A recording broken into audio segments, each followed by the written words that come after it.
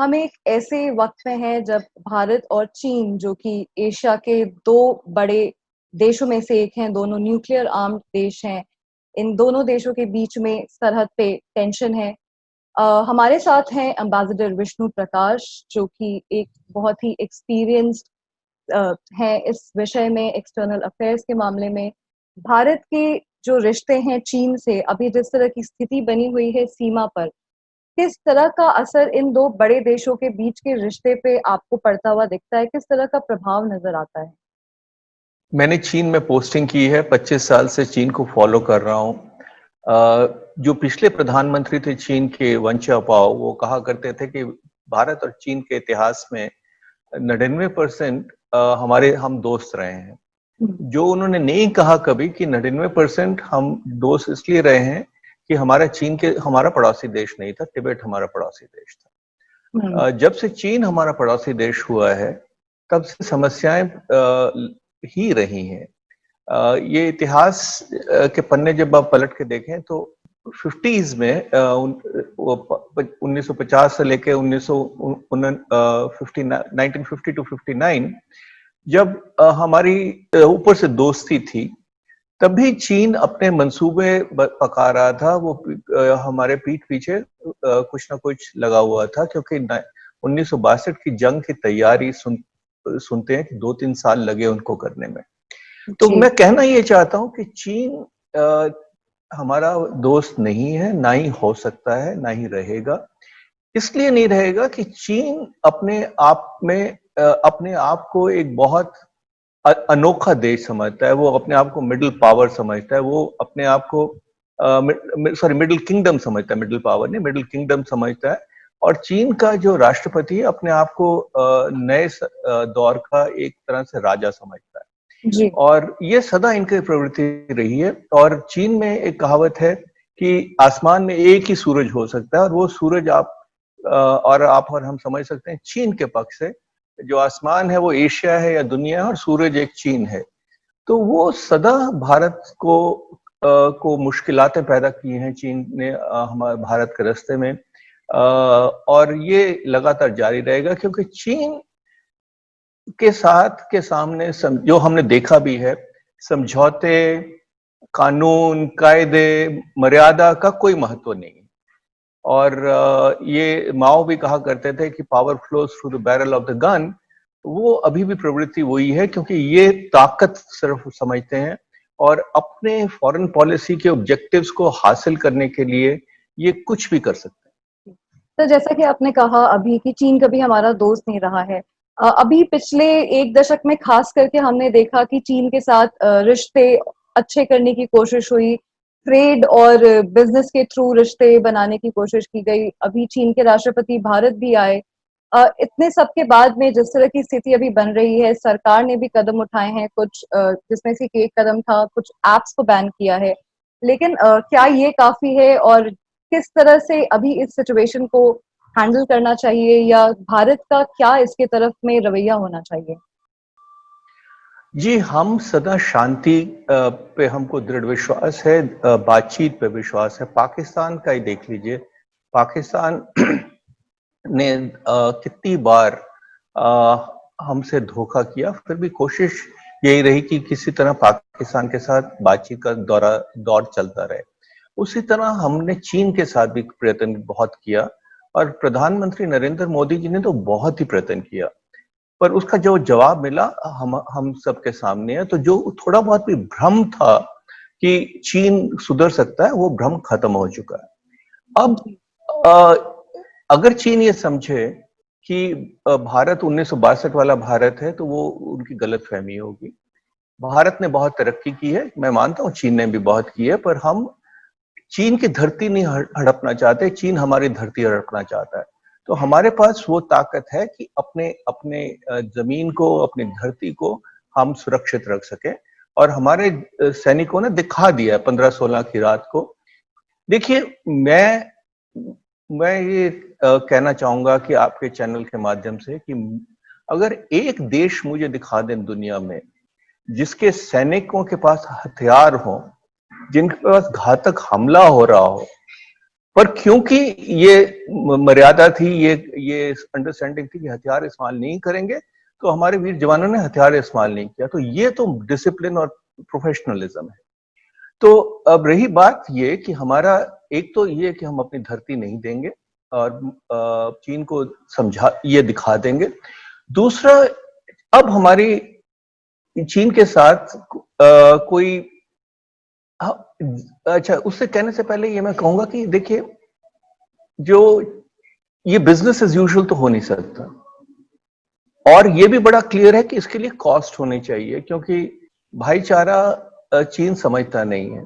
तो और हमको एक हर कोशिश करेंगे हम, पर सोच समझ के करेंगे, धीरे करेंगे, विचार के करेंगे, कैलिब्रेटेड स्टेप्स लेंगे, जो आर्थिक हो, राजनीतिक हो, जो इंटरनेशनल हो, सिक्योरिटी हो, हम सब कदम उठाएंगे। और अगर आप मेरे से पूछें कि क्या हमको उठाने चाहिए, ये मेरा मत है। तो जो 49 एप्स बंद किए हैं, ये शुरुआत है। हमको चीन की जो बड़ी कंपनीज हैं, हुआवे, ZTE वगैरह, जो कि उनकी PLA का एक मिलिट्री का हिस्सा है, वाकई हिस्सा है, उनको बंद करना चाहिए, क्योंकि वो हमारे लिए, हमारी सिक्योरिटी के लिए, सुरक्षा के लिए बहुत जरूरी है। हमको जी। चीन, जो प्रधानमंत्री जी का संदेश है दुनिया, भारत के नाम की, वोकल अबाउट लोकल, वो तो है ही है, पर हमको चीन की चीजें बाइकआउट करनी चाहिए। ये एक इस वक्त आर्थिक फायदा नहीं देखा जा सकता, इस वक्त देश के हित में जो है वो करना चाहिए। चीन के FDI, चीन के ट्रेड पे रिस्ट्रिक्शंस लगानी चाहिए। ये तो शुरुआत में होगा, और भी बहुत कदम उठा सकते हैं हम। जो हमारे स्टूडेंट्स हैं चीन में, उनको वापस बुलाया जा सकता है। हम अपने एडवाइजरी इशू कर सकते हैं कि हमारे लोग चीन ना जाएं, चीन के लोगों पे रिस्ट्रिक्शन लगा सकते हैं आने की। डिप्लोमेटिक स्तर पे हम लोग अपना रिश्ते को नीचे कर सकते हैं, डाउनग्रेड कर सकते हैं। और सबसे बड़ी बात है अंजलि जी कि हमको हर एक देश जो स्वतंत्र देश हैं, जो डेमोक्रेटिक देश हैं, जो लाइक माइंडेड देश हैं, उनके साथ मिलके और एक एक स्वर में अब देशों को बात करनी पड़ेगी, क्योंकि अब तक कोई भी एक स्वर में बात नहीं किया है। और चीन को ये कहना पड़ेगा कि देखिए, ये अब बहुत हो गया, ये हमको बर्दाश्त नहीं है। आपको एक ऐसा देश आपको कायदे कानून का पालन करना पड़ेगा। तो लेकिन जहां तक इन एप्स का सवाल है, ये कंसर्न्स पहले भी उठते रहे थे कि डेटा प्राइवेसी को लेकर के इन एप्स में रिस्क है। और इसके साथ ही सर, चीन लगातार ऐसे कदम उठाया है। यूएनएससी के सिक्योरिटी काउंसिल में, यूएन के सिक्योरिटी काउंसिल में भारत के परमानेंट मेंबरशिप को लगातार चीन ने अपोज किया है। और भी मुद्दे रहे हैं जहां पर कि चीन ने इंटरनेशनल स्टेज पे भारत का साथ नहीं दिया है, या दोनों देशों में कोई समझौता नहीं हुआ है। क्या उसके बीच, लेकिन उसके बावजूद पिछले कुछ सालों में हमने देखा है कि लगातार चीन के साथ हमारा ट्रेड भी बढ़ा है। और अभी जैसा कि आपने कहा कि हमारे स्टूडेंट्स काफी बड़ी संख्या में वहां पर हैं। तो ऐसे में इस तरह के कदम उठाने में भारत का कितना नुकसान होगा, या क्या यही एक तरीका बचा है? अब समय वो नाप तोल का नहीं रह गया है, क्योंकि हमने, देखिए, दोस्त के साथ हाथ मिलाना कोई बड़ी बात नहीं है। जिसके साथ आपके मतभेद हो, जिसके साथ आपके रिश्ते ठीक ना हो, उनके साथ बातचीत करने में कोई ही राजनीति कहा जाता है। तो हमने तो अपनी तरफ से कोशिश की, जानते हुए भी कि शायद चीन हमारे जो हमारा पक्ष समझ ले और शायद अपना पक्ष बदल ले। पर आप बिल्कुल ठीक कह रही हैं कि हमारे कोई भी जो कोर कंसर्न्स थे, चीन ने उसको इग्नोर किया, जबकि हमने रिस्पेक्ट किया। तो शायद इसका नतीजा उन्होंने कुछ और ही निकाला होगा। और तो अब ये समय वो नहीं रहा है कि नाप तोल का। और मैं यहां भी कहना चाहूंगा कि देखिए, चीन के पास इकोनॉमिक पावर क्यों है। 20 साल पहले तो आपका ट्रेड डेफिसिट नहीं था। 20 साल पहले तो चीन दुनिया की फैक्ट्री नहीं थी, क्योंकि धीरे धीरे हर एक देश ने चीन को अपना आउटसोर्स करते रहे। तो वो एक वर्ल्ड दुनिया की फैक्ट्री बन गई और वो अब एक लेवरेज है उनके पास जो कि वेपनाइज कर रहे हैं। और अगर सब लोग हाथ खींच लेंगे, जो एक मुहिम शुरू हो गई है जिसको डीप कपलिंग कह रहे हैं, हाईटेक डीप कपलिंग अमेरिका और चीन की शुरू हो चुकी है। बाकी देश भी अब समझ गए हैं कि कुछ ऐसे क्षेत्र हैं जैसे खाना, भोजन है, दवाइयां हैं, टेलीकॉम है, सुरक्षा है, इस पे आप चीन पे डिपेंड नहीं कर सकते। तो ये एक परिवर्तन आएगा और आज जो भारत कर रहा है, हो सकता है कि एक दुनिया भर की मुहिम बन जाए, क्योंकि एक मैं दाद देना चाहूंगा चीन को कि उन्होंने हरेक के साथ दुश्मनी मोल ली, हरेक के साथ रिश्ता खराब किया, और उन्होंने हरेक के तो धमकाया है। तो एक स्थिति आ जाती है जबकि एक रेखा खींच जाती है कि सब कहते हैं कि देखिए, अगर आप ये अलाउ करेंगे तो इसकी कीमत और भी भारी पड़ जाएगी। तो शायद वो स्थिति आ गई है। जी। आपने कहा कि भारत शायद एक मुहिम चला सकता है क्योंकि और भी देश हैं जिनको लीड कर सकता है भारत। इसी मैंने संदर्भ में लीड, पूछ मैं जी, इंटरजेक्ट करना चाहूंगा, मैं लीड की बात नहीं कर रहा हूं, बिल्कुल नहीं जी, की मैंने। जी। मैंने कहा कि जो आज भारत कर रहा है शायद बाकी देश भी करना शुरू कर दें, भारत एक क्योंकि एग्जाम्पल सेट कर सकता है। जी जी जी जी, जी। जी। तो हाँ, यहीं पे मैं ये भी पूछना चाहूंगी कि नेपाल जो कि हमारा अच्छा दोस्त रहा है, आज नेपाल के साथ भी रिश्तों में एक गैप नजर आ रहा है। इसको किस तरह से देखते हैं आप? और जो इंडियन सब कॉन्टिनेंट है यहाँ पे, जो बाकी देश हैं पाकिस्तान और चीन के अलावा, चाहे वो बांग्लादेश हो, भूटान हो, श्रीलंका हो, हमारे रिश्ते अच्छे रहे हैं। क्या इन रिश्तों पर भी, क्या इस पे भी कोई असर आप देखते हैं? देखिए, समय बहुत बदल गया है। माना जाता है कि 1960 में जब डेमोक्रेटिक रिजीम थी, बड़ी शॉर्ट लिव्ड नेपाल में, और कोइराला साहब प्रधानमंत्री थे, तो 1960 में वो चीन गए। इतिहास में से एक पन्ने की बात कर रहा हूं मैं। तो उन्होंने चाउ एन लाई साहब को कहा कि देखिए, भारत हमको इतनी मदद कर रहा है, आप भी मदद कीजिए, आर्थिक मदद। तो चाउ एन लाई ने उनको कहा कि देखिए, अगर हम ये करेंगे तो भारत समझेगा कि हम उनके मामलों में हस्तक्षेप कर रहे हैं। मैं पैराफ्रेज कर रहा हूं, पर अभी जो अभिप्राय है वो और दुनिया में भी ये होगा कि हम भारत की बराबरी कर रहे हैं, जो हम नहीं करना चाहते। ये 1960 की बात है। तब से बहुत बदलाव आ गया है। चीन के पास पैसा है, चीन के पास एक इरादे हैं कि वो भारत को घेरना चाहता है, और लगातार चीन अपनी आर्थिक ताकत का इस्तेमाल कर रहा है। तो और ये हमारे चारों तरफ जो देश हैं, डेवलपिंग कंट्रीज हैं, तो जाहिर है इनको पैसा चाहिए। तो और ना केवल चीन, अमेरिका का बोलबाला है सब। तो जो स्थिति थी बदल गई है। आजकल के दौर में आइदर और नहीं होता, हर एक देश अपने जो हित में है वो काम करेगा। दूसरी रही बात ये कि अगर आप दुनिया भर में नजर दौड़ाएं, मैं कनाडा में उच्च दूतावास हाई कमिश्नर था। अमेरिका और कनाडा में जितना घनिष्ठ संबंध है वो शायद किसी दो देशों में नहीं है। रोज उनका व्यापार $2.5 बिलियन का है, रोज का। हम जो चीन, नेपाल के साथ रोटी बेटी का रिश्ता करते हैं, उनका तो कहीं और बड़ा। उनमें भी मतभेद है। तो कहने का अभिप्राय ये है कि जब दो देश होंगे तो उनमें मतभेद होगा ही होगा। पर ये हम जो हैं, हम सबसे बड़े देश हैं, हम सबसे शक्तिशाली देश हैं। तो चाहे हमारे पड़ोसी देश, मैं पाकिस्तान को छोड़ रहा हूं इसमें से, चाहे थोड़ा ऊंच नीच भी करते हैं, तो एक तरह से हमारा दायित्व बन जाता है कि हम एक बड़े देश में, बड़ा भाई नहीं कह रहा हूं क्योंकि वो बड़ा भाई का कुछ और जी। मीनिंग है, पर हम एक बड़े देश हैं, ताकतवर देश हैं। तो हमको ही एक तरह से रिस्पॉन्सिबिलिटी है कि हम इस तरह करें कि हम उनके साथ एक्सपेक्टेशन ना हो कि वो हमको रेसिप्रोकेट करे, और हमको इन चीजों से उठना पड़ेगा, क्योंकि हमारा जो विजन है वो दुनिया में एक हम अपने आप के लिए विजन है। हम दुनिया की तीसरी सबसे बड़ी इकोनॉमी बन रहे हैं, 10 साल में, 15 साल में बन जाएंगे।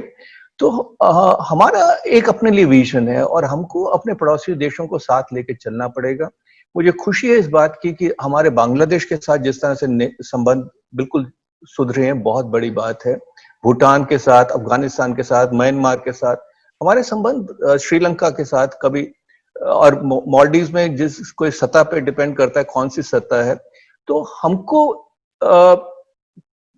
छोटी चीजों पे, या अगर बड़ी चीज भी होती है, गलती होती है, तो हमको उससे ऊपर उठना पड़ेगा। दायित्व तो हमारा है।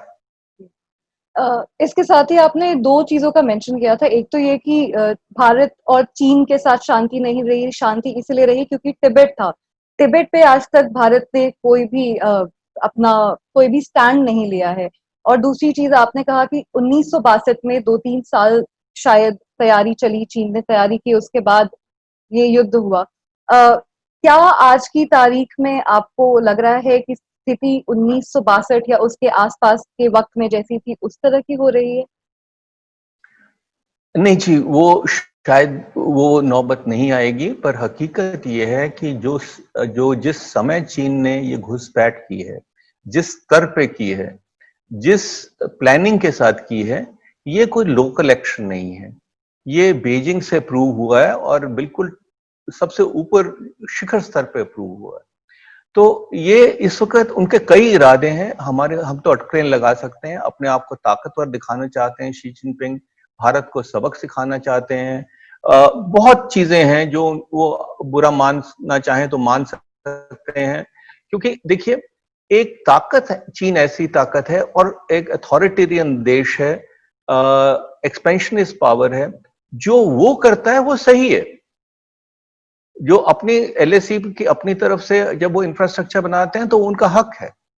जब हम बनाते हैं तो हम उनके खिलाफ काम कर रहे हैं, उनकी तरफ, उनके दृष्टिकोण से। जब उनका और अमेरिका के संबंध बहुत अच्छे थे, यहां तक 1998 में जब बिल क्लिंटन बीजिंग गए और कहा, कुछ ऐसा वक्तव्य इस इशू किया गया कि चीन और अमेरिका मिलकर साउथ एशिया की पीस और सिक्योरिटी को के रखवाले होंगे या उस पर, तो उस वक्त चीन बहुत खुश था क्योंकि वो कर रहा था। आज हमारे रिश्ते बहुत अच्छे हैं तो वो उनको चुभ रहा है। तो ये एक ताकतवर जो देश अपने आप को समझते हैं या हैं, उनका ये एक तरह से प्रतिक्रिया ऐसे ही रहती है। तो ये इन्होंने अब डट गए हैं, इतनी जल्दी हटने वाले नहीं हैं, पर हमको भी जल्दी नहीं है।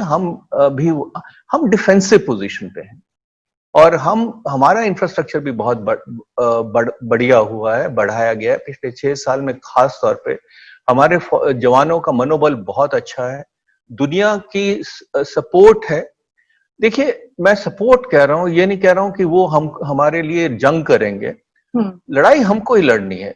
लड़ाई का मतलब कि हमको अपनी रक्षा हमको ही करनी है। पर जब दुनिया एक स्वर में कहती है कि एक देश ने ठीक किया और दूसरे ने गलत किया है, तो कुछ असर जरूर पड़ता है एक प्रतिद्वंदी के मनोबल पे, क्योंकि जब वो देखते हैं कि सारी दुनिया उनको धिक्कार रही है तो फर्क पड़ता है। जी।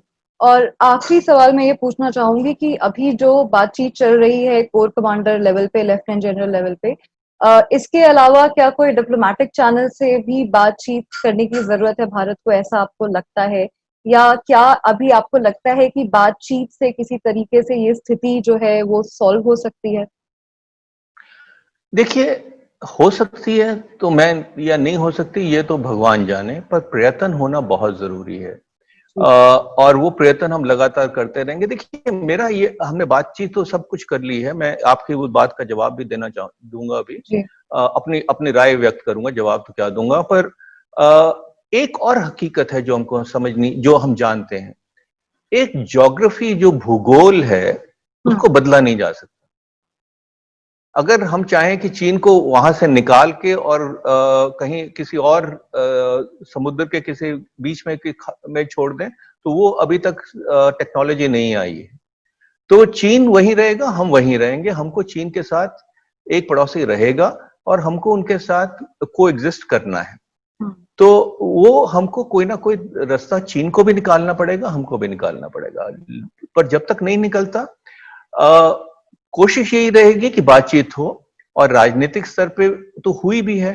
हमारे विदेश मंत्री और उनके विदेश मंत्री की हुई है, जॉइंट सेक्रेटरी हमारे और डीजी की उनकी हुई है, और सेना के लेवल पे देखिए कभी भी कोर कमांडर पे लेवल पे, लेफ्टिनेंट जनरल के लेवल पे नहीं हुई है, पहली बार हो रही है।